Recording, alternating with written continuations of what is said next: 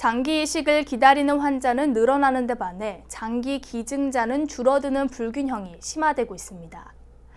생명 나눔 실천의 소중함이 더욱 커지고 있는 요즘, 만 19세인 장기 기증 희망 등록 가능 연령이 16세로 낮아질 것으로 보여 불교계의 생명 나눔 운동이 더욱 탄력을 받을 것으로 전망됩니다.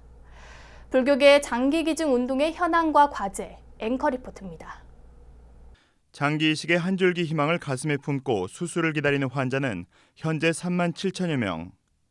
기증자가 나타나길 기다리다가 숨을 거두는 환자는 해마다 1,500명에 이릅니다. 이식이 필요한 환자 수는 늘어나고 있지만 실제 장기 기증자는 감소하는 추세입니다. 이런 상황에서 장기 기증 희망 등록마저 급감하고 있어 근본적인 대응책 마련이 필요하다는 지적이 제기되고 있습니다.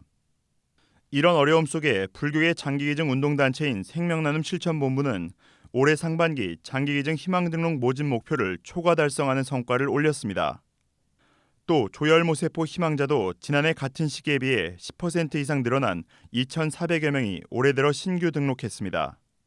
장기 기증하는 것은 우리가 5,000명 해마다 그렇게 했는데 작년에도 그러고 저작년에도 몇 년 동안 한 6,000명, 6,500명을 했습니다.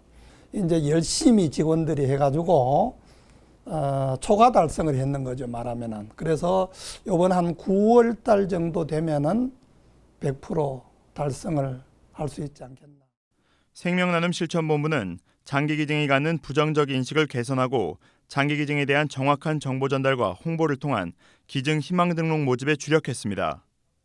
대학교, 군부대, 병원, 복지관 등에서 전 연령층을 대상으로 현장 캠페인을 실시했고 인스타그램과 같은 SNS 매체를 적극 활용하면서 장기 기증에 대한 젊은 층의 인식을 바꾸는 데 노력했습니다.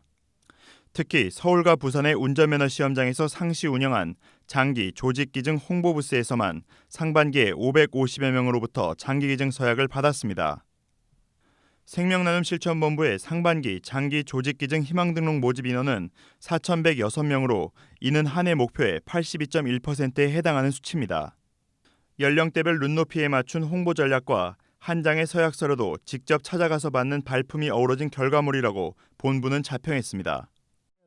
전국의 간호대학이라든가 또 훈련소라든가 아니면 사람을 많이 모이는데 그런 데는 언제든지 가서 하다 보니 열심히 하다 보니까 부모님에게 받아서 잘 일생 동안 잘 간직하고 세상이 어떻게 잘못될 때는 나도 누구한테 줄 수 있구나 하는 그런 인식 전환이 많이 된 것 같아요. 이런 상황에서 현재 보건복지부가 막바지 검토 단계에 있는 시행규칙이 예정대로 개정되면 장기기증 희망등록 모집에는 더욱 탄력이 붙을 전망입니다.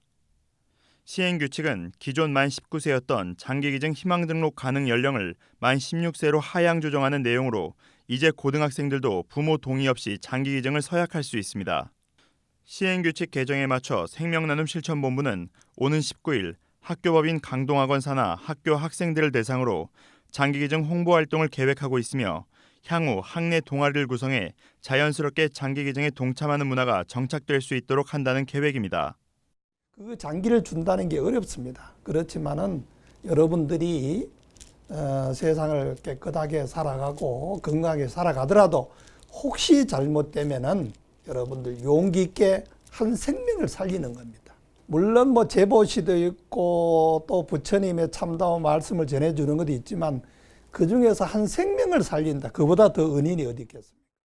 생명나눔의 소중함을 일깨우는 불교계의 활동이 장기 이식 수급의 불균형을 개선하는 데 큰 힘이 될 것으로 기대를 모으고 있습니다. BBS 뉴스 류기환입니다.